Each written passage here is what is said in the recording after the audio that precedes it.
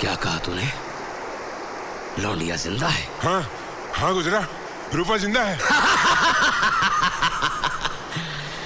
अकल के साथ साथ तेरी आंखें भी अंधी हो गई हैं गधे। याद नहीं, हमारे सामने पहाड़ की ऊंचाई से गिरी थी वो साली। लेकिन वो बच गई गुजरा। अगर तुझे मेरी आंखों का यकीन नहीं है तो इन दोनों से पूछ ले। हाँ गुजर, वो लौंडिया जिंदा है।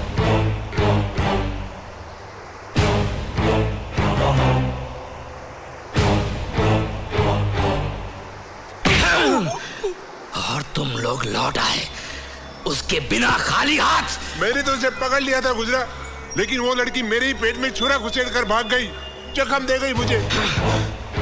जख्म? जख्म तो वो मुझे दे गई जो अब तक भरा नहीं। बड़ी आग है साली में। अब गुज्जर का हर जख्म तब भरेगा जब वो रूपा की आग बुझाएगा। तितली है तितली साली, उड़ के जाएगी कहां? जहां भी जाएगी लौट के गुज्जर के पास ही आएगी। गुजर, यहाँ तो गोला बारूद नहीं, सेब है।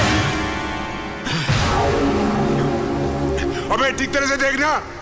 अबे मरवाएगा क्या? तेरे को देखने को नहीं आता? ऊपर सेब और संतरे, माल नीचे होगा। कहाँ है? ये तो सारे फल हैं। अरे दूसरी पेटी उठा के देख, उसमें होगा।